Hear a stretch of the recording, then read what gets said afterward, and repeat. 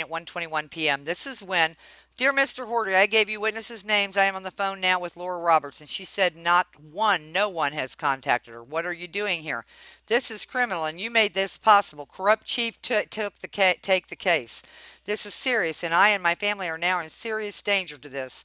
I need help as soon as possible. Laura is getting me some help. Has me on hold. Is very concerned, and she asked, has Mr. Horty, Neil Freeman, or Chief Wolski contacted you? Laura said, no, not anyone. So this is very serious, and there is no excuse for what you have done, handing this off, and you know it is true. I am a tax-paying, law-abiding member of the public, and Indiana is my birthplace and my state, and I vote. Do you think I can get some help here in Corruption City, Richmond, Indiana? The sheriffs now know, and they are taking action. I need help. This bunch is creating more and more fake warrants, and they use them to get property and assign victims anyone they choose a new name and assign their social security number, last five, under an unregistered LLC. It is security fraud and financial terrorism. I am calling the hotline again and reporting this. I will never trust another public official again. That is damage.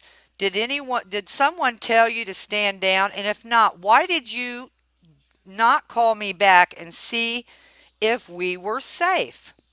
Carol Isaacs, and I gave my phone number. So on Thursday, November 7th at 12:42 p.m., I wrote, Dear Mr. Horty and Chief Wolski, Mr. Horty, you handed me over to Chief Wolski, and I shared anything and everything with him and you. Now I know where the warrants came in. Did you know that the City of Richmond Police Traffic Division is listed on Dunes and Brad Street as the Richmond Police Traffic Division and not registered with the state of Indiana, and they trade on Wall Street under Richmond Park Department, 1972 Highland Road, Richmond, Indiana, which is Highland Lakes Golf Course. This is how they make their money. Yet the city's mayor's office states they do not trade on Wall Street. And they produce the fake warrants. And Chief Wolski, that you handed me over to do your job, I am asking that you all call me. And he did. He called me. He said, Carol, keep on moving on what you're doing. Da da da da da. Just keep on complaining. I made him. I made him take the complaint because that's what he should have done. And I said, but the thing is, he's the one that's in charge of the traffic division. This is it, Richmond Police Traffic Division, 5th Street. And its branch, Richmond City, have also traded as Richmond Park Department, 1972 Highland Heights. Now watch this, though, because this used to go to the links showing it. And this is what happened after they did it. You see here, Richmond Police, my friend Donna Ray, down in Florida, a constitutional expert, sent this to me. Now watch this. NA, companies found, not applicable. All they do is cover it up every time.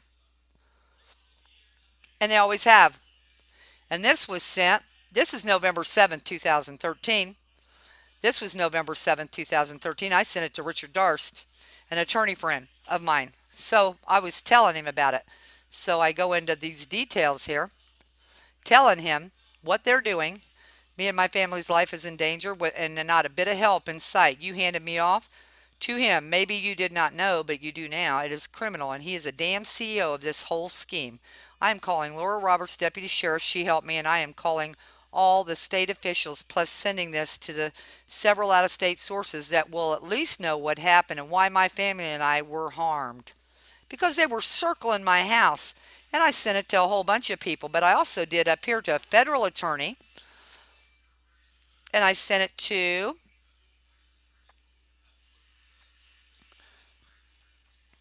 this is Timothy Darling, an FBI agent that I actually worked with on some film of what we felt was a fugitive a while back. So I sent it to him and another attorney here. So I said, I gave you witnesses' names. I'm on the phone now with Laura Roberts. So on 11/7 of 2013, Laura Roberts called in the state police. This was the day she called in the state police. I'm calling the hotline again and reporting this because I went and called this hotline number. Let me show that too. And they've done nothing. Why? Because they're doing this. And it has to be. There's Indiana is one of them. hotline. They set up a special hotline over this, right? And all that's happened over the hotline is they've continued to cover it up. Luke Messer has done nothing, and he knows about it too. There we go. It's our top priority among criminal investigations for good reason. Public and fundamental threat to our national security and way of life. Um, let's see if we got Richmond, Virginia. Let's see if we've got Indiana here. Oh, these are local FBI offices. Let's just go on and down here because I got to get that to Scott anyway. Um, there we go. Hogs, this is the number too. Indianapolis home. Contact us. Press room. Let's see what it says under contact us. Overview, territory, jurisdiction.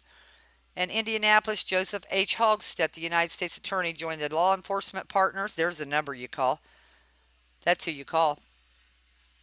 And it's a public corruption working group charged with identifying and investigating criminal violations of the public trust. The working group comes at a time when the U.S. Attorney's Office has pledged to make public corruption one of its top prosecution priorities. Well, who are you guys prosecuting? The frickin' public or the public officials? That's my question. So so I reported it here because I didn't know any different, right? Working group members include officers and agents from the following federal and state law enforcement agencies: Federal Bureau of Investigation, Indiana State Police, Internal Revenue Service, Department of Labor, Department of Housing and Urban Development, Department of Health and Human Services, U.S. Postal Service, OIG, Department of Transportation, U.S. Secret Service. Well, now, that would be the people that are actually involved in this, in the trafficking of the humans under the birth certificate, wouldn't it? Under the government issued property, somebody has had given them permission to use this, and here we thought it was for us. That birth certificate's for my benefit, right? What benefit have I received from that birth certificate that's issued by the state and is the property of the state? And who, when you go into court or the police pull you over, can I see your ID?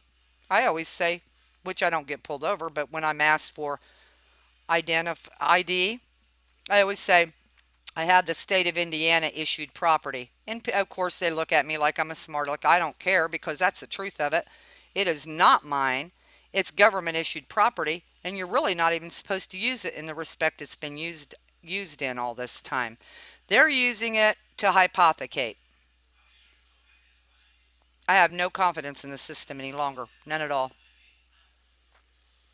So anyway, I called this, and this is the one True Freeman did a video on where he went into Tim Horty's office and asked for Tim Horty, and he sent all this. And that was, True Freeman knows the date that he did that, but it was near the date that he put out the video.